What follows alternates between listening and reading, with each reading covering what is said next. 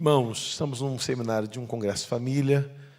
Hoje eu vou falar sobre unção, até porque são famílias cheias do Espírito Santo. Amanhã eu vou ensinar você a andar no profético, se você não sabe ainda.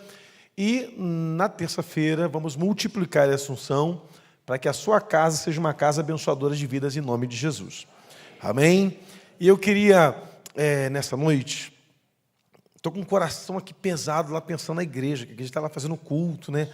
A gente fica aqui, mas pensando lá, e geralmente quando eu vou a algum lugar pregar, eu mando, está melhor lá sem mim. Não, mas ela não está lá, pastor. Porque eu fui com o pastor no seminário de libertação, aí meu filho passou a mensagem: pai, minha mãe pregou muito, foi uma benção, não volta não, deixa a igreja com ela que fica melhor. Quase que eu não voltei para casa, quase que eu perdi o voo. Mas não tem jeito, né? E eu estou feliz porque lá o povo está trabalhando e a coisa também está acontecendo em nome de Jesus. Amém? Irmãos, na nossa vida, eu acredito que algumas coisas são decisões. São decisões. E eu descobri, lendo muito sobre unção, poder de Deus, que você pode decidir ser cheio de Deus ou não ser nada. Ou ser alguém normal, gente normal.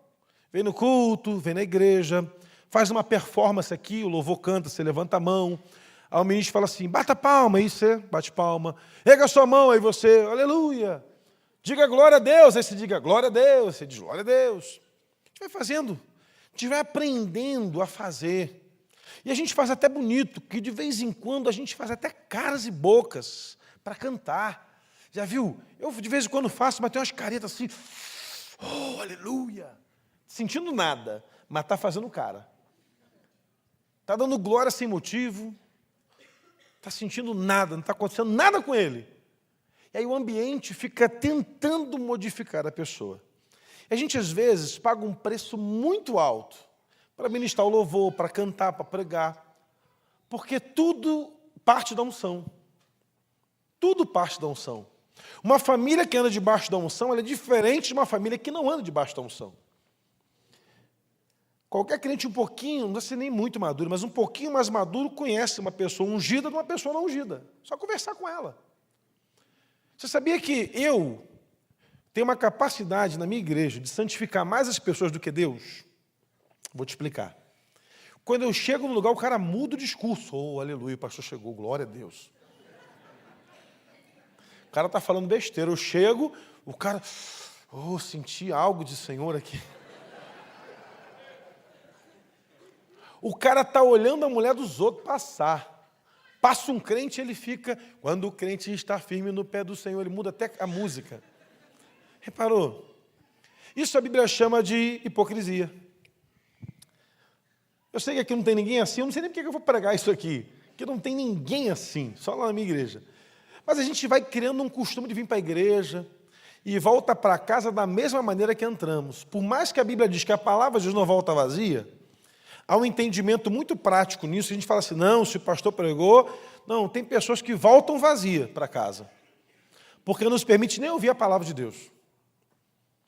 A cabeça do sujeito é assim, poxa, já tinha que ter terminado, tem que comprar pizza, tem que ir amanhã no mercado, tem que ir amanhã no shopping, tem que ir amanhã, mesmo você pode morrer essa noite.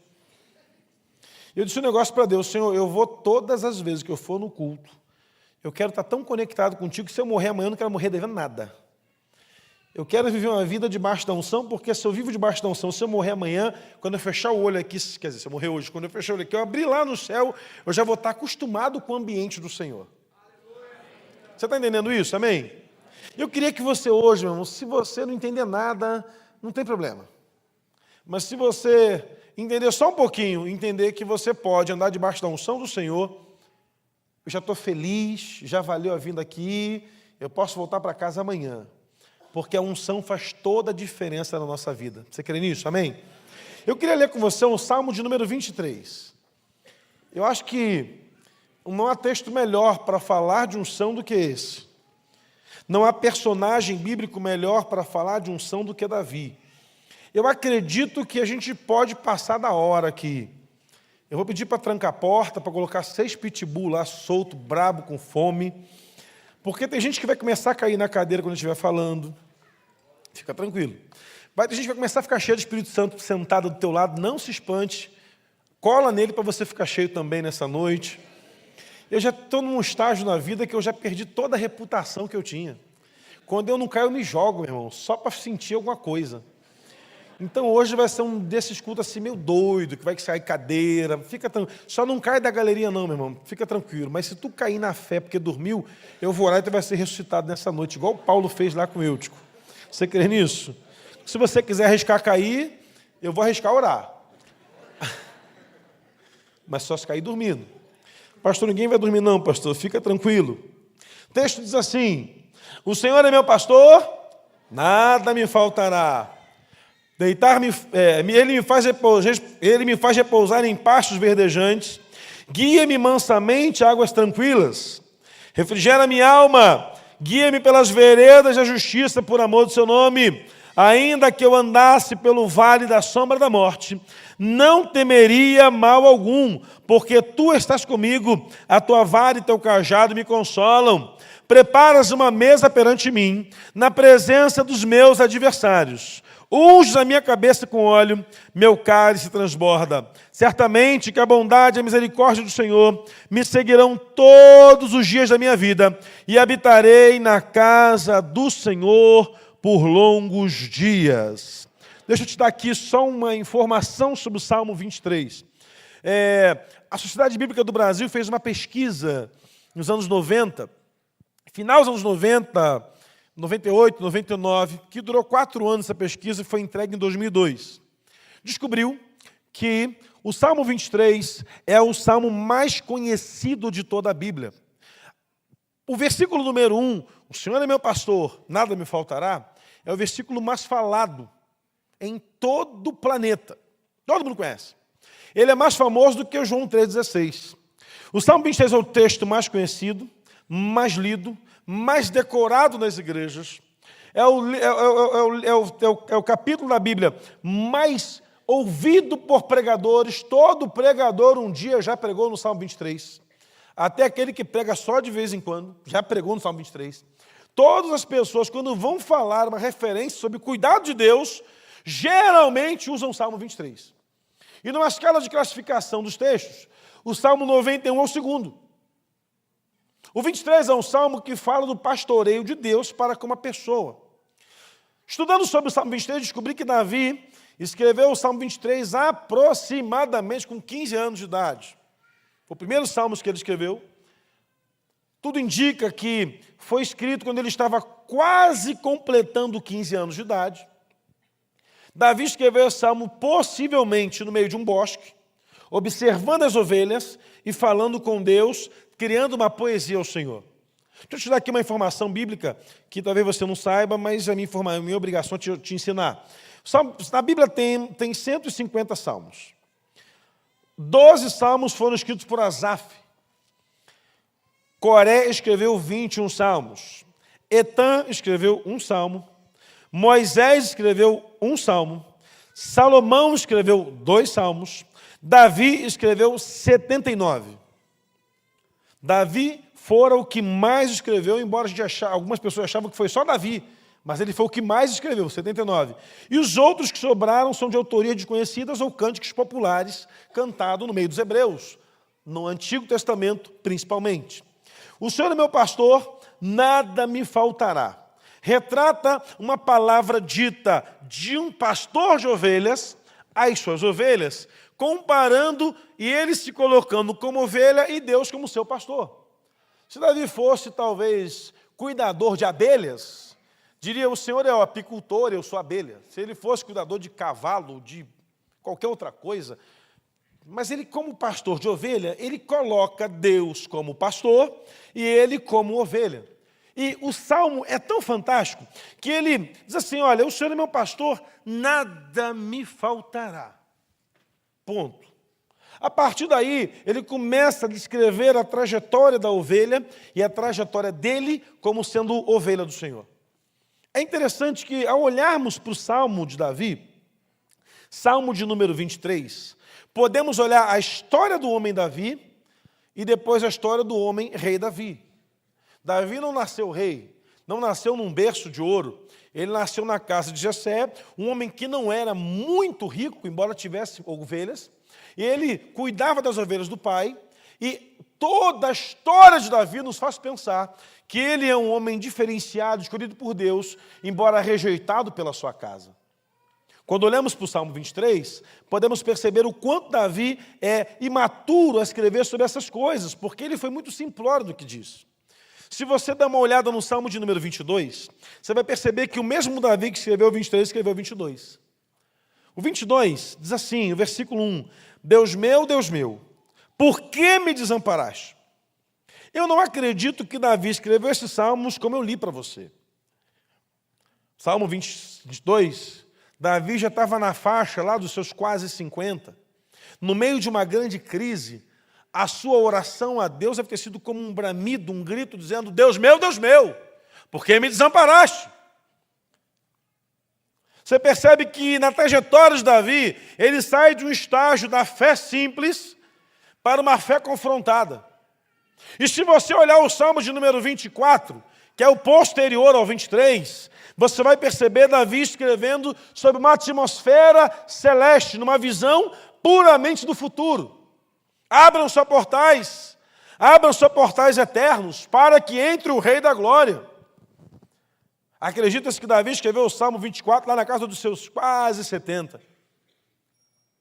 Percebemos então o homem começando a sua caminhada com uma fé pura, com uma fé simples. Percebemos o homem no meio da sua trajetória, vivendo as suas angústias e questionando o próprio Deus onde ele estava. Por que o Senhor me desamparou? Meus inimigos zombam contra mim, eles querem destruir minha carne e arrebentarem meus ossos.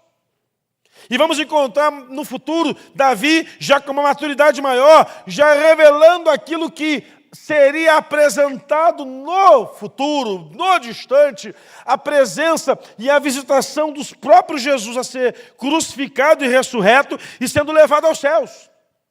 Se olharmos o Salmos 24, podemos perceber que é uma revelação da ascensão de Jesus, saindo do nosso meio, chegando aos céus. Abram-se portais eternos. E ele pergunta, para que entre o Rei da Glória, ele pergunta quem é esse Rei da Glória? E a resposta é, o Senhor dos Exércitos, ele é o Rei da Glória. Esse texto vai completar, ele pergunta de novo, abram-se portais eternos, para que entre o Rei da Glória. Quem é esse Rei da Glória? E o céu responde, o Senhor dos Exércitos, ele é o Rei da Glória. Esse texto está muito casado com o que lemos em Apocalipse 9, Apocalipse 13, que Jesus se apresenta como aquele Rei da Glória, aquele que venceu sobre os reinos, que venceu sobre os exércitos, que se estabeleceu como Senhor sobre todas as coisas. Como é que Davi sabia disso? Se ele nem conheceu João, viveu pelo menos quase 1000 anos antes de João. A maturidade espiritual que Davi alcança mostra que ele estava vendo aquilo que uma pessoa natural e normal não via. Por outro lado, num estágio da sua vida, Davi se apresenta como um homem numa crise que questiona aonde Deus está no meio da sua dificuldade. Mas tudo começa com unção. Você percebeu isso? O Senhor é meu pastor, nada me faltará. Ele fala que o Senhor lhes faz deitar em pastos verdes, guia mansamente, refrigera a alma, guia pela vereda da justiça. E aí Davi faz o pedido, unges a minha cabeça com óleo. É aí que a gente começa a palavra nessa noite, em nome de Jesus. Amém? Amém, amém? Podemos começar juntos? Já está na introdução, já foi. Agora eu vou com força. Vamos lá? Fica ligado, bota o cinto, aperta para você vai decolar nessa noite em nome de Jesus. Pelo amém, a gente não vai sair do lugar. A gente vai decolar nessa noite, meu irmão. Entenda uma coisa. Davi não sabia o seu futuro. Davi, ele projeta o seu futuro em suas palavras. Unge a minha cabeça, Senhor. Porque Davi sabia que diariamente ele precisava ungir a cabeça das suas ovelhas. Se você não sabe, a ovelha é um animal extremamente protegido em todo o seu corpo, exceto na sua cabeça. A lã da ovelha, o pelo da ovelha, a protege de qualquer fungo que possa penetrar a sua pele e introduzir sobre ela qualquer tipo de verminose. Mas a cabeça da ovelha ela é pelada. Ela não tem pelo, não tem lã. E Davi, quando tosquiava as ovelhas, ele ungia toda a ovelha. Mas quando Davi olhava a sua ovelha não tosquiada, o que ele fazia no início de cada dia? Ele pegava o azeite da unção, ficava na porta que era estreita, ovelha a ovelha, as ovelhas iam saindo do aprisco e ele se curvava perante cada uma delas e ungia a cabeça da ovelha para que nenhuma verminose chegasse na cabeça da ovelha. Não entrasse fungo, não entrasse moscas no seu nariz, não pousasse larva nos seus olhos, não colocasse larva nos seus ouvidos. Então Davi ungia a cabeça da ovelha, porque Davi aprendeu que a unção protege a cabeça da ovelha. O corpo já estava protegido, então Davi protegia a cabeça com azeite. Por isso que Davi diz, unge a minha cabeça. Então Davi está dizendo, se eu todo dia unjo a cabeça da minha ovelha, naturalmente ela é protegida e não fica doente, então, Senhor, unge todo dia a minha cabeça. Ele entendia, na prática da vida, ao olhar para a ovelha, o seguinte, ele só tinha essa experiência de vida. Então ele via um Deus com simplicidade. Senhor, unge a minha cabeça. Davi está dizendo assim, Deus, todo dia unge a minha cabeça. Derrama um óleo para que nada atrapalhe a minha vida e a minha mente. Senhor, unge a minha cabeça para que tudo aquilo que vier contrário à tua vontade entre na minha mente. Davi tem um coração separado pelo Senhor. A Bíblia chega a dizer que Davi era um homem segundo o coração de Deus. Percebe então, meu irmão, como é um homem segundo o coração de Deus. Deus criou um homem modelo e falou, esse é um homem segundo o meu coração. Ele procurou na terra, não encontrou, mas de repente ele olhou, lá no campo tinha um cara sentado, escrevendo, unge a minha cabeça, Senhor, assim como eu unjo a cabeça das minhas ovelhas, para que praga não chegue, para que enfermidade não venha, para que ela não morra no deserto, para que ela não sofra de doenças, assim como eu protejo as minhas ovelhas, me proteja também, meu Deus. É muito simples para entender. Pastor, que besterol, que coisa idiota da parte do Davi, pedir para Deus ungir a cabeça dele, como se isso fosse resolver. Meu irmão, esse era o princípio, entregue a ovelha, não a pessoa. Não era natural a pessoa se ungir para ser protegida, mas ungia-se a ovelha. Só que um dia Samuel entra na casa de Jessé, parece que Deus ouviu essa oração lá no céu e falou, você vai ser ungido hoje, meu filho. Sabe o que é impressionante? Davi só queria que Deus cuidasse dele. Deus ouviu uma oração ungida de um crente que queria unção. Então Deus visitou ele, mandou o profeta na presença dele, ungiu a cabeça dele, daquele dia em diante ele virou rei de Israel. O que é simples para mim e para você é o que Deus precisa para mudar a nossa história. Eu, meu irmão, fico olhando para a sociedade que vivemos e cheguei a uma conclusão, depois de ler tanta história de avivamento, que só a igreja muda esse Brasil, muda esse planeta, para ver que a gente não faz nada. Pastor, eu creio, mas o que você faz? Pastor, eu não faço nada. Eu fico olhando a história dos avivamentos. Deus não começou o avivamento com a igreja, mas começou com uma pessoa, um coração. Deus olhou e encontrou um Spurgeon orando, encontrou um Philem orando, encontrou outros orando, e de repente esse coração queimou outro, acendeu outro, incendiou outro, e Deus foi movendo. O problema é que a gente fica assim, não, Deus vai usar o pastor, não, Deus vai usar você, meu filho. Deus vai usar a sua vida. Pare de terceirizar a unção. Ah, vou pedir para fulano. Não é você. Pare de passar para outra responsabilidade. Pastor, eu não sei falar direito. Essa desculpa já foi dada por Moisés. Pastor, eu sou muito novo. Jeremias falou isso. Pastor, eu sou um cara despreparado. A desculpa é de Isaías. Já reparou que crente que não dá resultado sempre é bom para dar desculpa? Já reparou que crente que é ruim de resultado é bom de desculpa? Pastor, de repente, pastor, estava vindo, não vi, porque passou um marciano com uma nave espacial, pousou no meu quintal. Pensei que viu um negócio estranho. É isso? Pastor, sou, nem te conto. Sempre quem é bom de desculpa é péssimo de resultado. Sabia disso? Isso serve para você levar para a tua vida, tá? Para o teu profissional. Aquele funcionário que é bom de desculpa é porque não dá resultado. Porque quem dá resultado não tem tempo para dar desculpa. Nem para criar desculpa. Davi está pedindo assim, Deus, unge a minha cabeça com óleo. Porque o Senhor vai me proteger ao derramar unção sobre a minha cabeça. Mas acontece que a unção não só protege, a unção também exalta. Primeiro livro de Samuel, capítulo 16, 10 a 13, diz que Jessé recebe na sua casa o profeta Samuel. Eu vou ler para você. Assim, vou ler daqui a pouco. Jessé recebe na sua casa Samuel. A pergunta de Jessé é a seguinte: o senhor vem em paz? Vim para a guerra. Prepara um cozido, prepara uma comida, prepara um almoço, está tudo certo. Vamos lá, olha, eu vim aqui porque Deus mandou eu vir aqui. Jessé fala, Deus mandou. E me falou que da tua casa vai sair um cara para governar Israel, um rei, porque ele cansou de Saul. Ainda é segredo isso, mas você vai receber unção na sua casa. Bom, mande seus filhos chegarem. Inadvertidamente, Jessé chama o seu primeiro filho, Eliabe. Um cara bonito, forte, soldado do rei, homem de guerra, varão de batalha. Samuel olha e fala, é o cara que eu preciso. É o cara que eu preciso. Esse cara vai governar Israel. Eu imagino Samuel pegando óleo para derramar na cabeça do cidadão, vindo com óleo. Ajoelha aí, meu filho, vamos orar. Junta aí, bota a mão aqui, pai, vamos orar. E Deus falou, peraí, o que está acontecendo? Vou ungir, senhor, o senhor não mandou ungir? Mas não é esse. Poxa, mas o cara tem perfil de rei, tamanho de rei, cara de rei, é primogênito da casa, o cara é forte, tem tudo que eu preciso. Quando ele tiver ungido, vão dizer para ele, assim, é o rei que buscávamos para Israel. Deus fala com Jessé, com Samuel, não é esse. Bom, levanta, Eliabe. Manda vir o próximo. Vem o segundo filho. Se prostra, se ajoelha. Ajoelha aí, meu filho. É você? E Deus fala, não é esse. Manda vir o terceiro.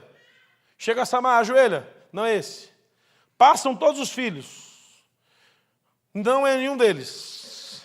De repente, então, Samuel entra em crise e pensa, meu Deus, o que está acontecendo? Estou na casa errada, o senhor está confuso no céu, estou complicado aqui na terra. Quem é o cara?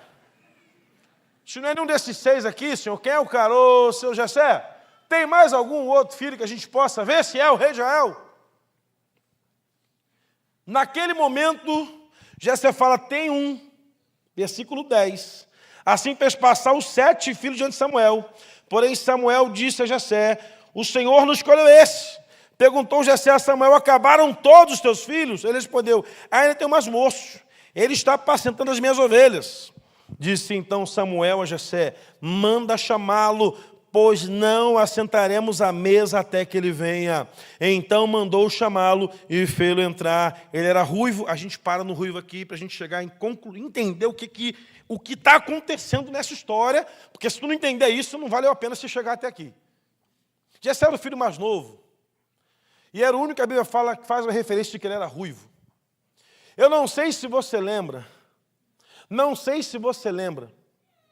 mas uma referência a um outro homem ruivo na Bíblia, por incrível que pareça, não é Jacó, é Esaú. Acreditava-se em Jerusalém que o homem ruivo era um homem amaldiçoado. O que Jacó recebeu? Bênção, recebeu tudo. O que Esaú recebeu? Vai trabalhar, seu sem vergonha, vai servir teu irmão, vai ficar no meio da pedra, não vai sobrar nada, nem orvalho vai cair direito sobre você.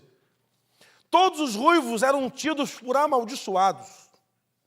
Então, quando Jessé saía na rua com seus filhos e Davi vinha do lado, olhavam para Davi, assim, que é esse ruivinho aí? É um bastardinho que tem na casa aí, não é nada demais, não. Não havia reconhecimento sobre o ruivo. Havia uma palavra de maldição sobre o ruivo. As pessoas achavam que o ruivo foi marcado por Deus para a vergonha. Então acredita-se que Jessé mandou Davi cuidar das ovelhas no meio do campo, sozinho, sem nenhum auxiliar, para que viesse um leão ou um urso e devorasse o menino. E depois, puxa, morreu Davi, tadinho, morreu. Agora bota outro lá, pronto, bota 5 para tomar conta, não tem mais vergonha na casa. Davi era a vergonha do lar. Davi era a vergonha da família. Alguém mandou chamar e eu fico pensando que um irmão deve ter sido um mais novo, tirando Davi, o mais novo da linha, foi lá chamar, Davi, ô meu rei, Davi, vem cá, meu filho. O que está acontecendo? Olha, tem um profeta Samuel, está lá em casa. O que ele quer? Ele falou que hoje ele vai te ungir. Lembra a oração de Davi? Unges a minha cabeça com óleo. A tua oração acontece num determinado momento em que você nunca espera, nunca imagina, mas ela chega em nome de Jesus. Você está entendendo isso? Para a gente avançar um pouquinho mais, Olha só o que o capítulo 16 fala. Manda chamá-lo, mas ninguém assentará à mesa até que esse moço chegue. Vou ler para você o versículo 5 de Salmo 23. Preparas uma mesa perante mim, na presença dos meus adversários. Unges a minha cabeça com óleo. Você está entendendo? Não se sentará ninguém à mesa até que ele venha. Preparas uma mesa perante mim, na presença dos meus adversários. Eles não eram inimigos, eles eram adversários. Hoje jogou 2 times de futebol, não são inimigos, são adversários. Jogaram, acabou, acabou. Davi, ele via seus irmãos como adversários dele. Davi era avacalhado, xingado, envergonhado. Todos falavam contra ele, contra a sua vida. Não tinha perspectiva, não chegaria a lugar nenhum. Seria morto no deserto. A qualquer momento a notícia ruim chegou. Davi morreu, foi engolido por um urso, por um leão. O problema, meu irmão, é que um dia Davi orou e disse: Deus, prepara uma mesa perante mim, na presença dos adversários. Esse dia chegou. Esse dia chegou! Chegou, meu irmão! Davi não tinha outro senão seus 7 irmãos como adversários. A mesa está posta, ninguém senta, só vai sentar quando ele chegar. Davi chega, fedendo a ovelha, todo sujo, pé sujo, roupa suja, cara suja, limpando todo fedorento, suado. Pois não, seu... Quando Samuel olha para ele, Deus fala: é esse? É esse? É esse. Então mandou chamá-lo e filentar-lhe na ruva, de belos olhos, boa aparência. Disse o Senhor: levanta-te, Samuel, e unge, pois ele é o que eu espero. As pessoas falam que é impossível, nos dias de hoje, ser alguém cheio da unção. As pessoas olham para a gente e falam assim: não, esse agora o avivamento passou. Mentira do diabo. Tem alguém sentado aqui nesse lugar que foi rejeitado pela casa e pela família, humilhado, ninguém acreditava em você, mas Deus vai ungir você nessa noite e a tua casa vai ser transformada, porque Deus vai ungir você em nome de Jesus. Deus é especialista em ungir aqueles improváveis. Improvável. Nenhum pai acreditava nele. Agora Davi é cuidado e tratado a sério. Ô, meu filhinho, meu futuro rei, sente aqui, ó, senta aqui, meu filho, ó, senta aqui, Davi, senta na cabeceira. Davi, não, tem que voltar para o teu ovelho. Não, meu filho, agora você é o nosso rei. Eu acho que nem os irmãos acreditavam que aquilo era verdade. Meu irmão, lendo o avivamento, ouvindo sobre o avivamento, eu aprendo que a unção exalta a sua igreja. Exaltam também pessoas. Davi exaltado, Deus preparou uma mesa na presença dos adversários só para ungir o cara. Tem a ver com a oração dele do Salmo? Tem. Entenda o negócio.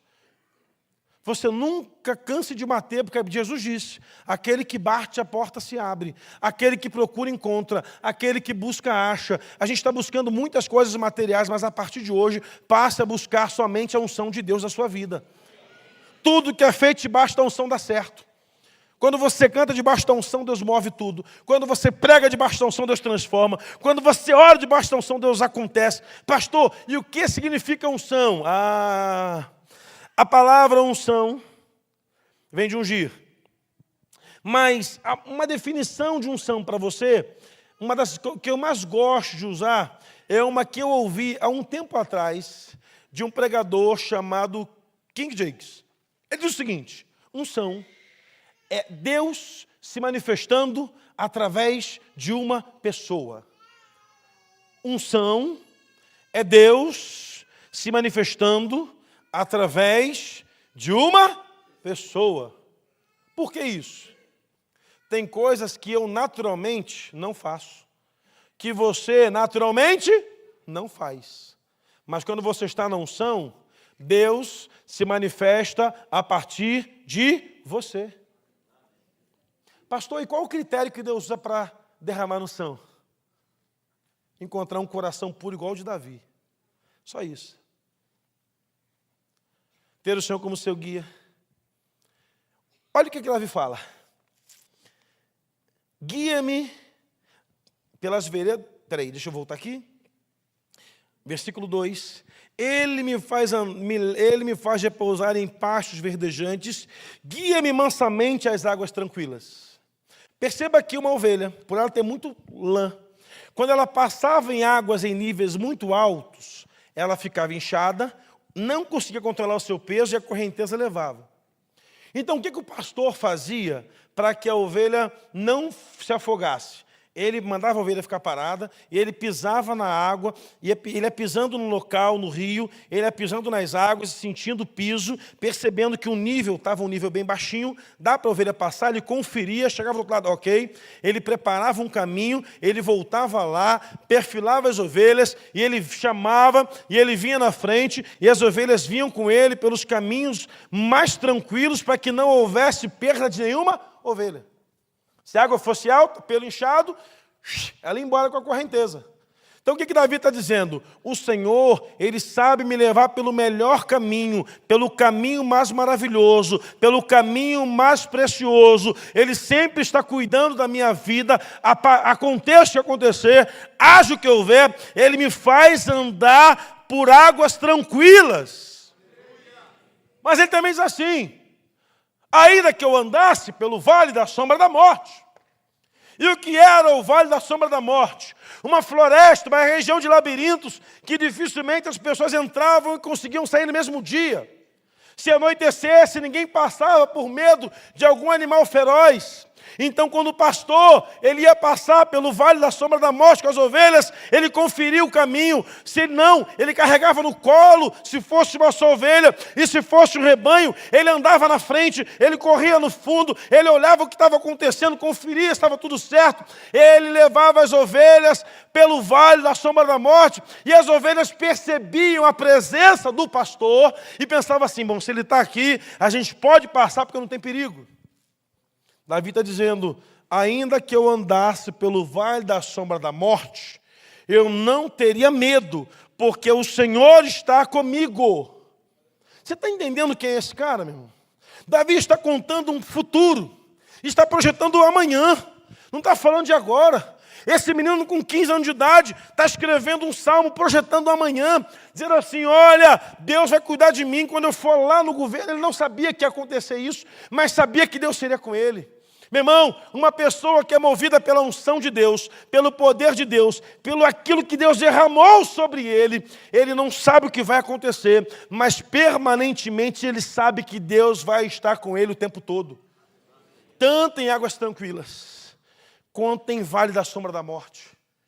Quando eu olho para esses salmos de Davi, eu fico impressionado. Meu Deus, como esse cara sabia que um dia ele ia passar no vale da sombra da morte. Como esse cara sabia que ele passaria por águas tranquilas. Como ele sabia que Deus o levaria a pastos de descanso. Porque quem foi separado para estar debaixo da unção do Senhor sempre vai ser vigiado de perto pelo céu. Deus tem preocupação em cuidar de você. Deus tem preocupação em exaltar você. Deus tem preocupação em derramar sobre você aquilo que você tem buscado. Jesus chega na sinagoga, abre um texto bíblico. E na cultura dos tempos de Jesus, o texto era lido cada semana, uma parte do profeta, de um dos profetas. Naquele momento da semana, naquele sábado, o profeta era Isaías. O capítulo era o 61. Estava aberto o texto. Não era coincidência, os céus se organizaram para que aquele dia Jesus entrasse naquela sinagoga. E ele entra na sinagoga, e quando ele entra naquela sinagoga, ele está de pé, e alguém diz assim: vou chamar aqui o filho do seu Zé para ler o texto da palavra do Todo-Poderoso, que está no profeta Isaías. Então Jesus chega, o pergaminho está aberto, ele se posiciona sobre aquela pedra do altar, e ele fala assim: o Espírito do Senhor está sobre mim, ele me ungiu para evangelizar pobres, enviou-me a proclamar libertação aos cativos, restauração aos cegos, pôr em liberdade os algemados, libertação aos cegos, e pôr em liberdade os oprimidos, e apregoar o ano aceitável do Senhor. Esse dia é hoje. É hoje. O dia é hoje. Jesus sentou. Todo mundo olha para ele assim: esse cara está achando que é sobre a vida dele que tem assunção? Jesus fica quietinho na sinagoga. Gera um reboliço entre os fariseus. Ninguém acredita, mas vão passando os dias. Jesus cura um aqui, restaura um ali, muda outro lá. Davi está cego, liberta o oprimido, liberta o sofredor endemoniado, restaura uma vida, restaura uma família, transforma, faz um milagre, multiplica um pão, multiplica, transforma água em vinho. E os caras falam a verdade, a unção estava sobre ele. Mas eu quero parar no versículo 18 do capítulo 4 de Lucas. O Espírito do Senhor está sobre mim, e Ele me ungiu para.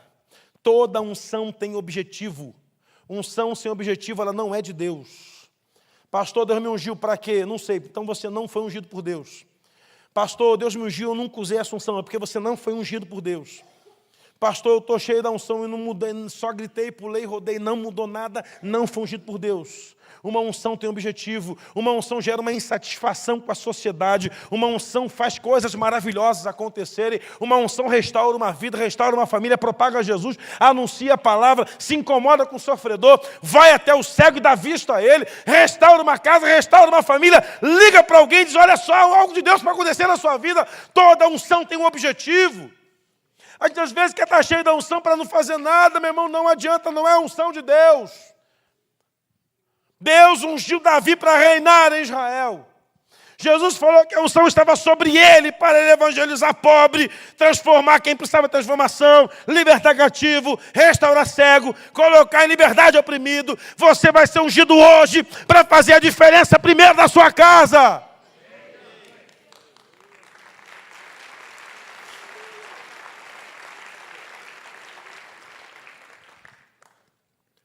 Conta essa história de que uma caravana de americanos foi até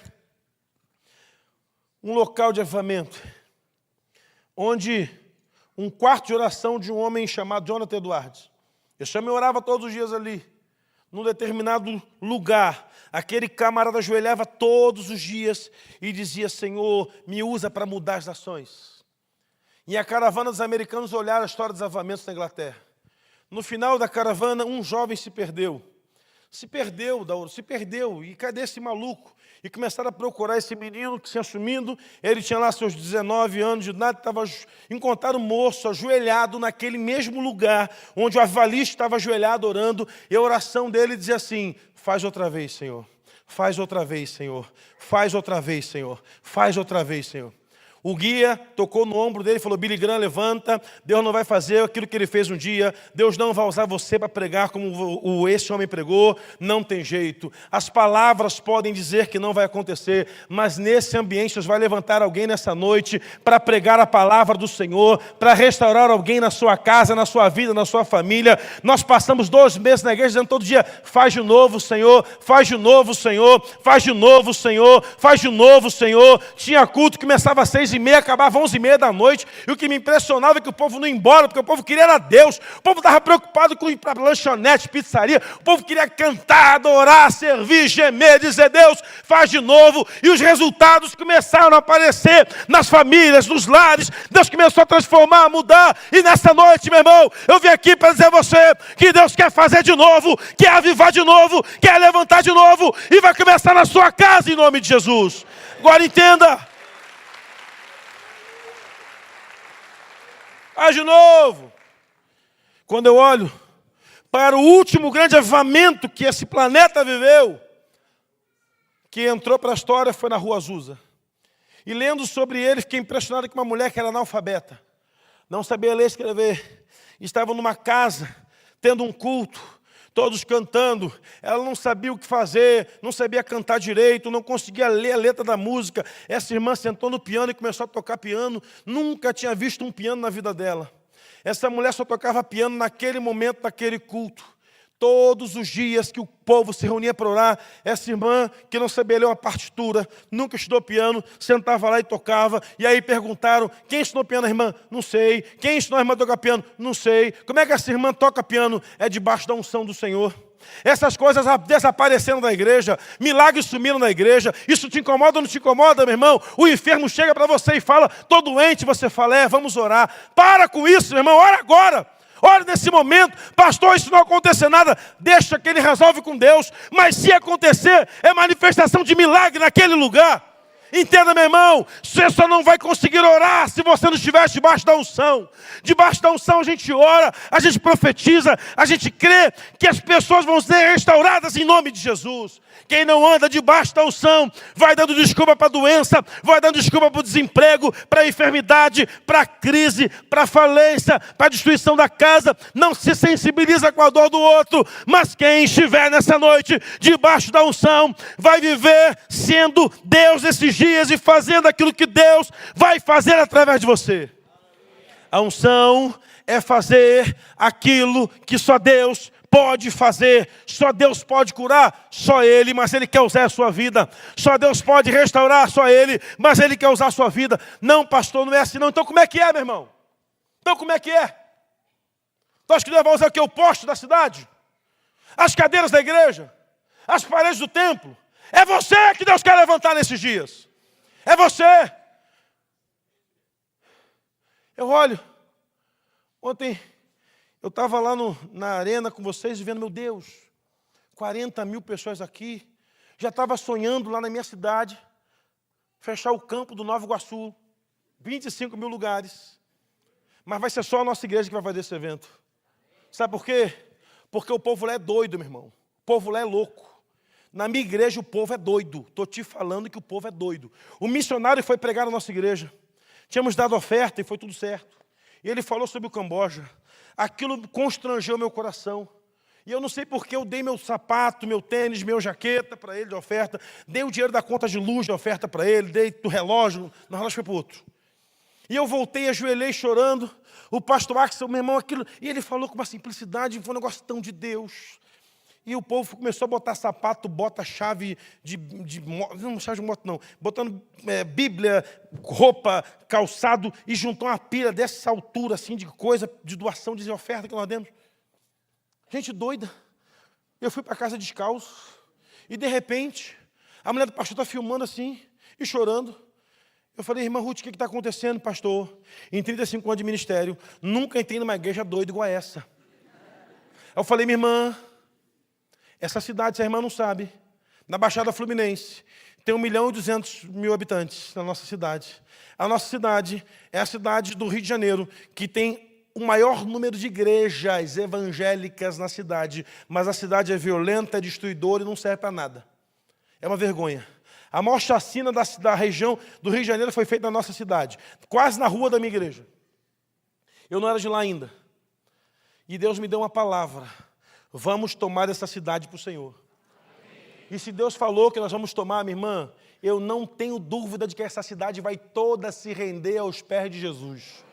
Vai toda ela. E quem quiser ser ímpio vai ter que mudar para a cidade vizinha, porque lá não vai ter espaço para não crente. Mas, pastor, como é que isso vai acontecer? Eu não sei. Eu sei que eu quero que de vez em quando aconteçam as maluquices do cara chegar na porta da igreja e entrar chorando lá. Teve um dia que o culto terminou e minha mulher começou a cantar lá, porque ela também... deixa pra lá. Eu não quero sair mal daqui. Começou a cantar e o louvor estava pegando fogo. E uma mulher foi sair, chegou na porta, voltou e sentou e falou, pastor, quando eu ia sair, Deus me empurrou para dentro da igreja.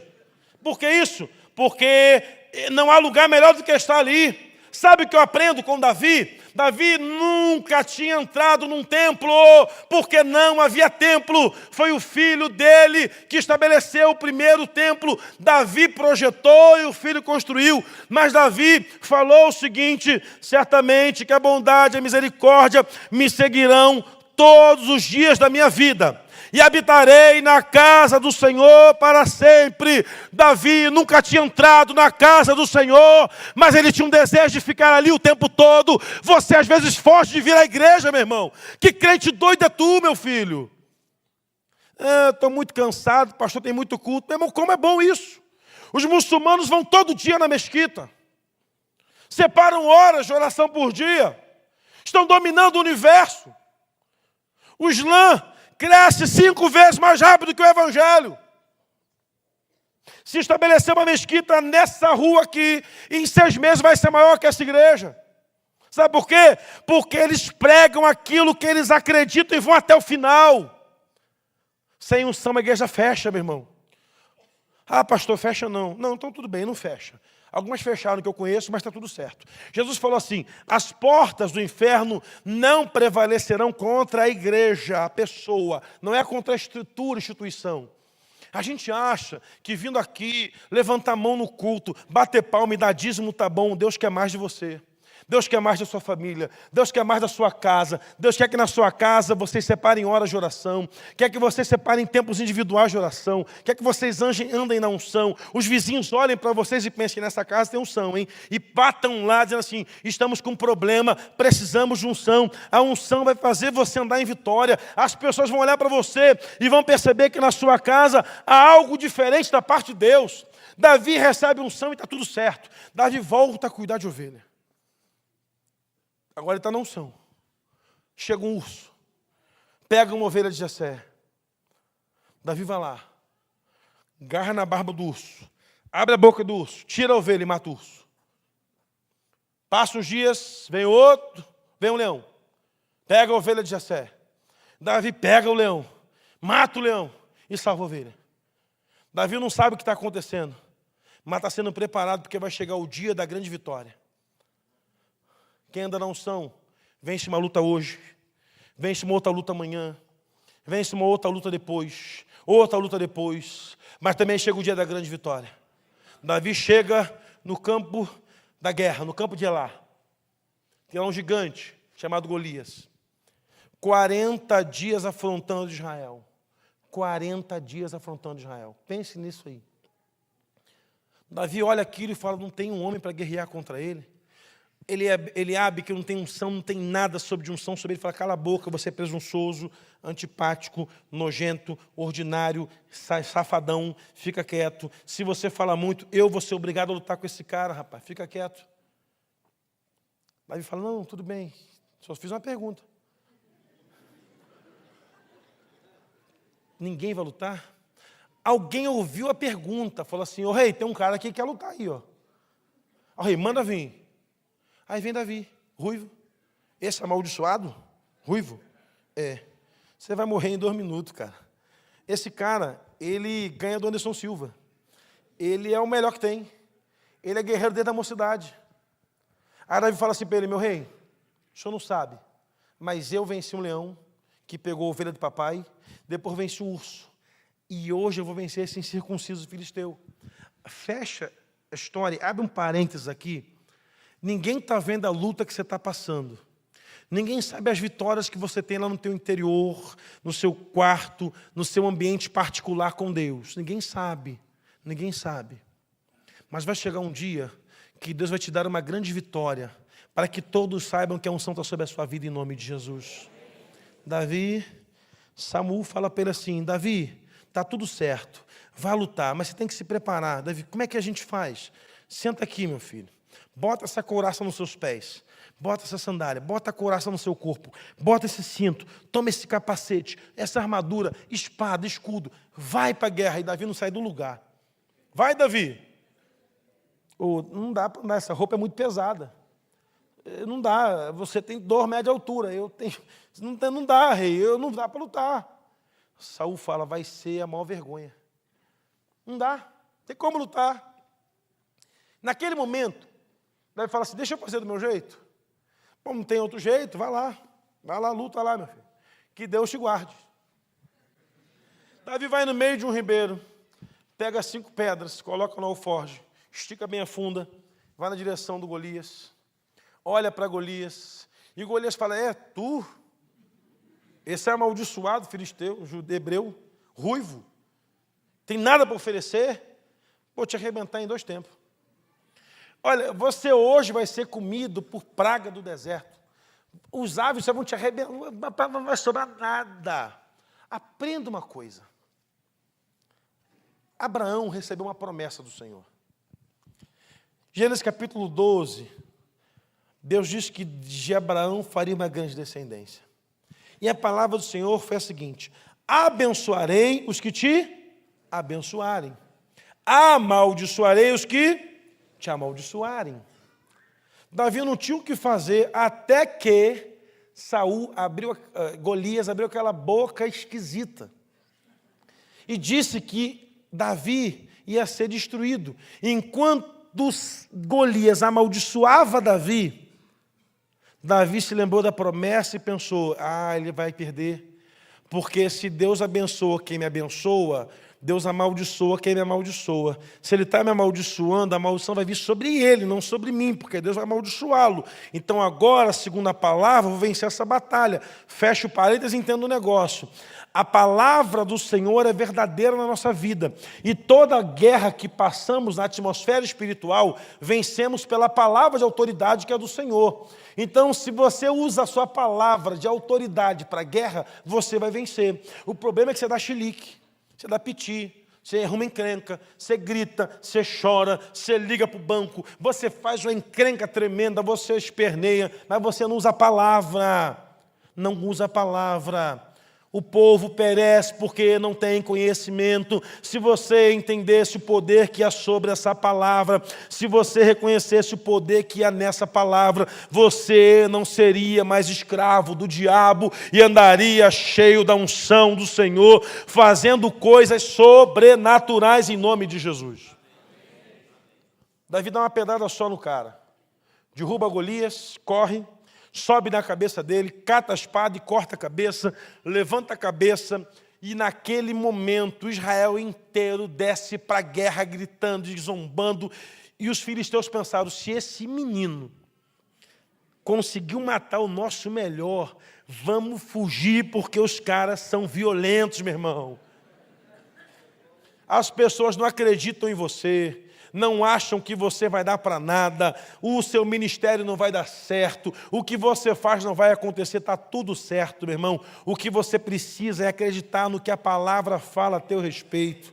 Ande na unção, porque na unção os improváveis farão coisas sobrenaturais em nome de Jesus. Na unção, os improváveis mudarão essa cidade em nome de Jesus. Agora não se conforme à sua volta, viva, caminhe, fale, persiga, esteja debaixo da unção. A unção é liberada por atmosferas. Em toda a Bíblia, uma atmosfera foi gerada para uma unção ser liberada. E eu olho para Samuel, entregando a unção sobre Davi, ele buscou isso. O Senhor falou, libera a unção. Davi orou por isso, recebeu isso, e naquele momento em que ele estava orando lá, escrevendo o salmo, Deus estava marcando no céu, dia tal, hora tal, uma unção vai ser derramada sobre aquele moço que ninguém acredita nele. Eu creio, meu irmão, que nessa noite, depois de tanto tempo de jejum e oração, tantos dias orando, tantos dias jejuando, abrindo mão de tantas coisas que gostamos, alguns ficaram só na água, outros só no legume, outros só na misericórdia, e ficamos esse tempo inteiro de jejum. Preparamos um ambiente para recebermos algo do Senhor nessa noite. O problema é como você vai responder a isso. Nós não podemos nos importar com o que as pessoas falam a nosso respeito quando buscamos algo do Senhor. Temos que nos importar com o que a palavra diz a nosso respeito quando receberemos uma unção do Senhor. E eu quero, meu irmão, nessa noite dizer para você uma coisa. A sua família tem que ser a primeira atingida pela sua unção. A sua casa tem que ser a primeira a ser atingida pela unção que o Senhor separou sobre a sua vida. Samuel derrama a unção sobre Davi. Passam-se os anos. Davi vai para um lugar chamado Adulão. E a Bíblia diz que todos os seus irmãos foram para Adulão e fizeram Davi o seu chefe.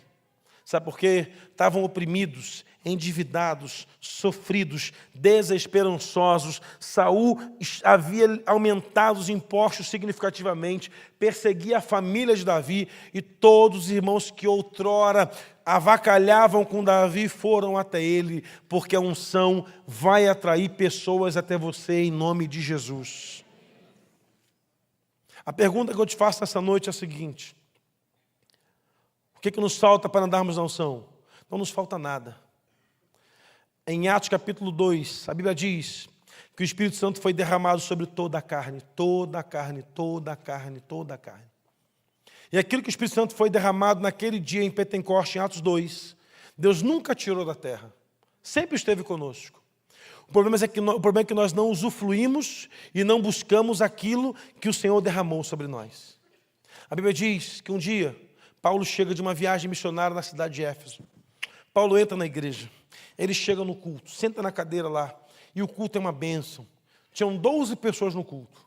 O culto foi joia. Teve quem pregou, teve quem cantou, teve ofertório, foi maravilhoso. Terminou o culto, O Paulo pediu a palavra, foi no dirigente, falou, meu amigo, pergunta, vocês já ouviram falar do Espírito Santo aqui? Já foram batizados com o Espírito Santo? Não, né, nunca nem ouvimos falar que tinha um negócio de Espírito Santo. Nunca ouviram falar? Não, a gente nem sabia que tinha. Nós sabemos o batismo de João para arrependimento. Paulo, então, estendeu as mãos sobre aquele povo, orou por eles, e todos foram cheios do Espírito Santo. É possível fazer um culto a Deus vazio do Espírito Santo, mas sinais só acontecem quando ele é derramado no meio da congregação. Nessa noite Deus vai encher alguém aqui nesse lugar. Eu quero que você feche seus olhos onde você está e erga suas mãos aos céus. E aquilo que você tem buscado do Senhor, Ele vai começar a fazer hoje na sua vida em nome de Jesus. É impossível ter uma família que não seja cheia do Espírito Santo nesses dias. Eu quero que você que está no seu lugar, se você quiser se colocar de pé, se você quiser se ajoelhar, fique à vontade. Mas Deus quer derramar sobre alguém nessa noite, nesse ambiente, em nome de Jesus. Deus quer usar alguns para o ministério da cura, ministério de sinais. Deus quer liberar dom de visão, dom de profecia, dom de línguas sobre esse ambiente. Alguns serão transformados pelo Senhor. E aí sim, você amanhã vai poder estar aqui para entender o que é andar no profético. Porque você não vai aprender se você não entender o valor da unção. Não seja apenas alguém que lê a palavra, não seja apenas alguém que vem ao culto, seja alguém que viva na presença do Senhor, debaixo dos seus sinais e maravilhas, em nome de Jesus. Em nome de Jesus.